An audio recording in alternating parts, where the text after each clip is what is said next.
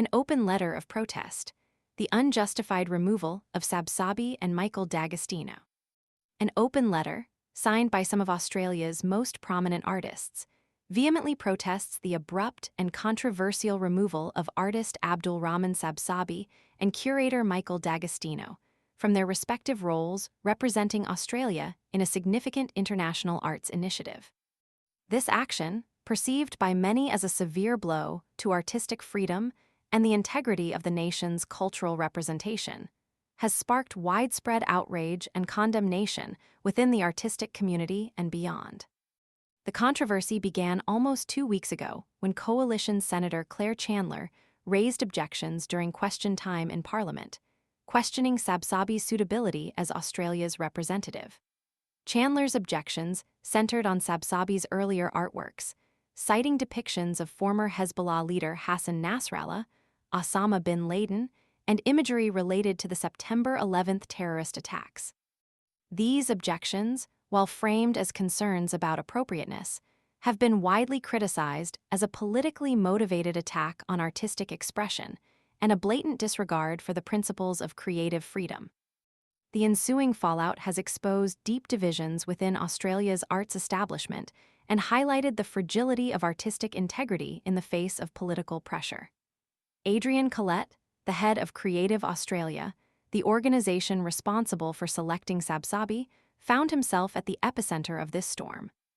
While initially appearing supportive, Khaled's subsequent decision to rescind Sabsabi's and Dagostino's appointments has drawn intense criticism, leaving many to question the decision-making process and the underlying motivations. Minister for the Arts, Tony Burke, attempted to mitigate the damage, stating on Monday that he had assured Khaled of his support regardless of the decision. "I made clear to Adrian Khaled, who I have known for more than a decade, I said to him, whatever you decide, I will support you and I will support Creative Australia," Burke asserted. However, this statement has done little to quell the growing discontent. Repeated requests for comment from Khaled have gone unanswered. Internal sources reveal that Khaled informed staff at a meeting last Thursday of the irreversible decision, further fueling the perception of a hasty and poorly considered action. Importantly, these sources indicate that Khaled did not express a belief that his own position had become untenable. The timing of the Hezbollah designation adds another layer of complexity to the situation.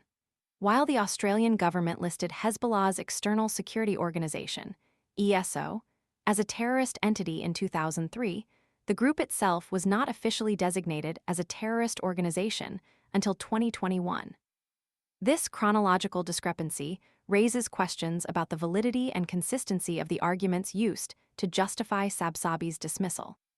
The perceived inconsistency and the retroactive application of this designation lend weight to the accusations of politically motivated censorship. The controversy has extended beyond the immediate parties involved, impacting Australia's international standing. The Museum of Contemporary Art, MCA, in Sydney, owner of one of Sabsabi's works, issued a statement late on Friday, expressing deep concern about Creative Australia's decision. The MCA statement, reported in the Australian Financial Review, strongly criticised the decision as damaging to Australia's international reputation and as an undermining of fundamental principles of freedom of expression. The statement underscores the broader international implications of this controversy, highlighting the potential for damage to Australia's image as a supporter of artistic freedom and cultural diversity. Adding to the growing chorus of dissent, Lindy Lee, the sole visual arts representative on Creative Australia's board, resigned in protest the day following the board's decision. In a social media post, Lee expressed her deep conflict and moral unease over the board's vote to terminate Sabsabi's contract. Lee's resignation further amplifies the severity of the situation, signifying a profound breach of trust within the organization and a deep-seated disagreement over the handling of the matter.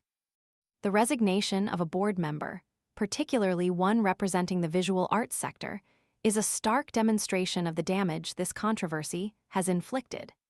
It emphasizes the seriousness of the situation and underscores the profound dissatisfaction felt by prominent figures within Australia's arts community.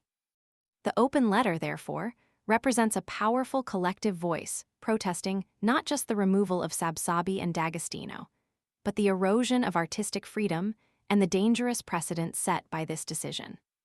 The implications for the future of artistic expression in Australia are significant and demand a thorough review of the processes and motivations that led to this deeply regrettable outcome. The long-term consequences for Australia's international cultural standing also remain to be seen, casting a long shadow over the nation's artistic landscape.